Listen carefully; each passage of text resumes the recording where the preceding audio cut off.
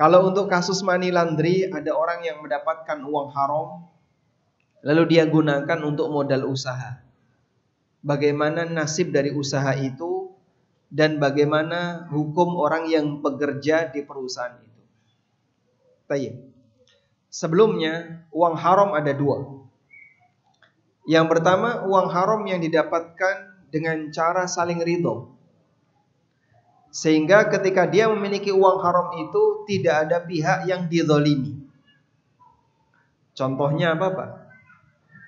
Misalnya hasil jual beli benda haram, hasil jual beli barang haram, atau hasil riba, atau hasil apa lagi misalnya. Intinya dia didapatkan dengan cara tidak ada unsur kezaliman.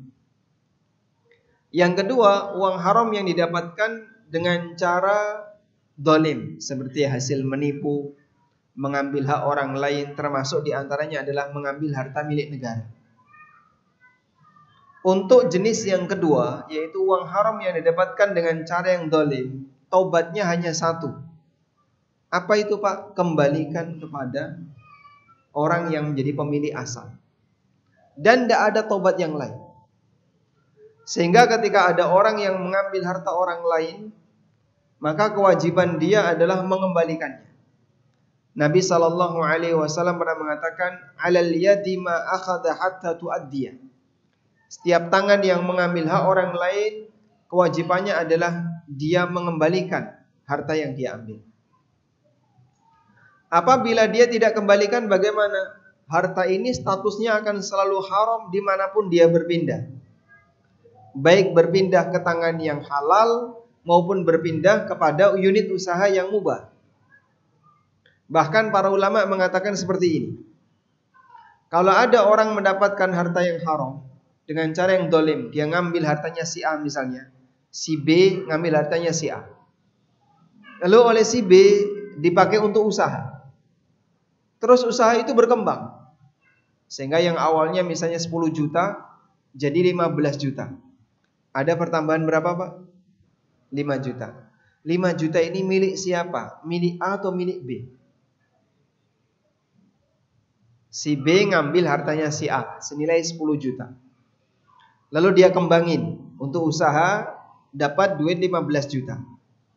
Untung berapa? 5. 5 juta ini milik siapa? Milik A atau B? A atau B? Masnya jawab, Mas. Hah? A, kenapa? B, Masya Allah. Bapak dan anak beda pendapat. Bapaknya jawab B, Masya Allah. Anak sama bapak beda pendapat. Baik.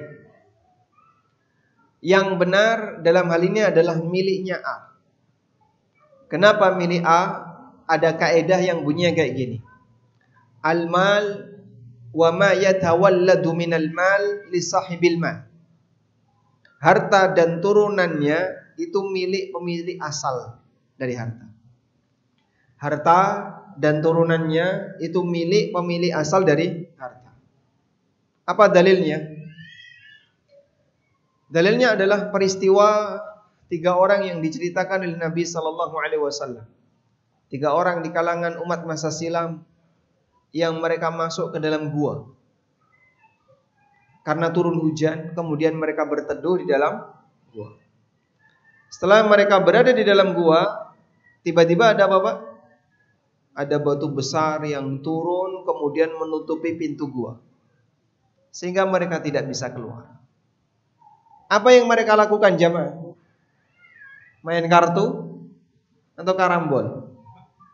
Yang mereka lakukan berdoa kepada Allah dengan bertawasul menggunakan apa? Amal mereka masing-masing. Salah satunya mereka bertawasul, ya Allah, saya punya karyawan. Semua sudah saya gaji dan semua sudah saya bayarkan, tinggal 1 orang. Dia pergi sebelum upahnya diserahkan. Lalu harta orang ini dikembangkan oleh majikannya tadi sampai bertahun-tahun sehingga menjadi kambing 1 lembah. Berapa lama itu, Pak? Wallahu a'lam.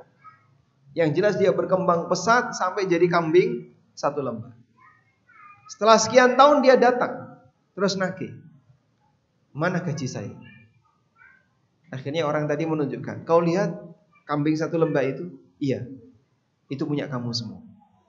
Kamu jangan guyon, saya serius. Lalu diambil semuanya dan tidak menyisakan seekor pun. Kenapa orang ini mengambil semuanya? Karena itu adalah turunan dari harta dia. Maka harta dan turunannya adalah milik pemilik asal. Terus kenapa orang ini gak dikasih, Pak? Padahal kan dia yang mengembangkan. Sebab dia mengembangkan di luar izin dari pemilik. Tapi dia sangat amanah, sehingga dia jaga betul, sehingga ketika berkembang dikasihkan semuanya dan dia tidak minta seekor pun. Dan amal soleh orang ini adalah amanah. Maka ini jadi kaidah al-mal wa ma liyatawalladu minal mal li sahibil mal. Apalagi ketika orang itu mengembangkan dengan cara zalim. Dia mengambil harta orang lain secara zalim terus dia kembangkan.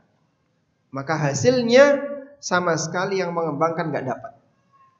Ada sebuah kaidah dalam fikih, kaidahnya mengatakan walaysa li'irkin zalimin haqqun.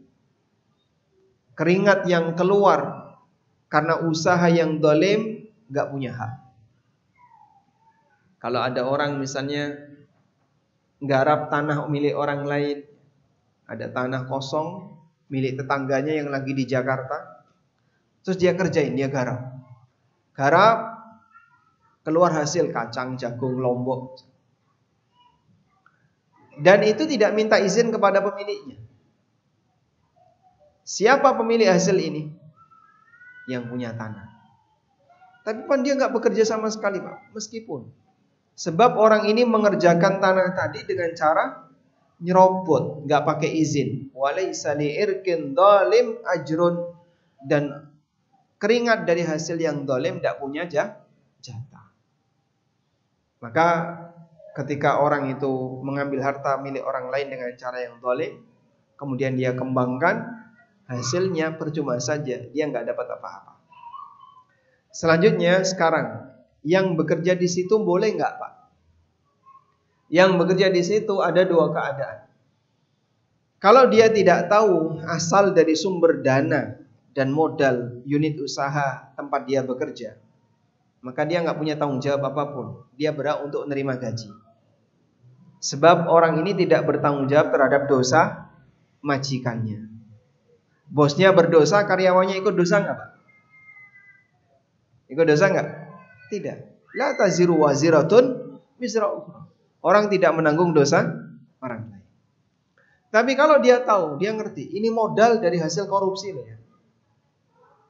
Dan ini sudah jadi unit usaha, kamu kerja di situ. Jangan tolong menolong dalam maksiat. Seharusnya itu dikembalikan ke negara dan orang tidak boleh bekerja di situ dalam rangka untuk membantu dia melancarkan kemaksiatannya.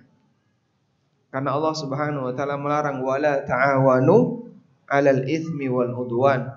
Jangan lakukan tolong-menolong dalam perbuatan dosa dan maksiat. Dan secara hukum negara, penadah itu kena pasal. Sehingga tolong dihati-hati, misalnya takmir ya, dijanjikan. Pak, ini ada dana lumayan gede, mau saya sumbangkan untuk Masjid Sunan Derajat. Katanya mau bangun lantai 5.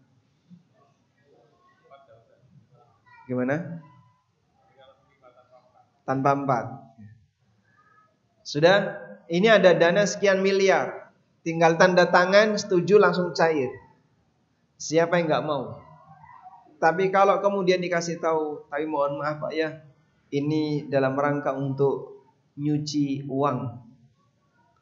Kok dia tetap nerima? Orangnya ketangkep, itu takmir kena tangkap. Karena disebut sebagai penadah.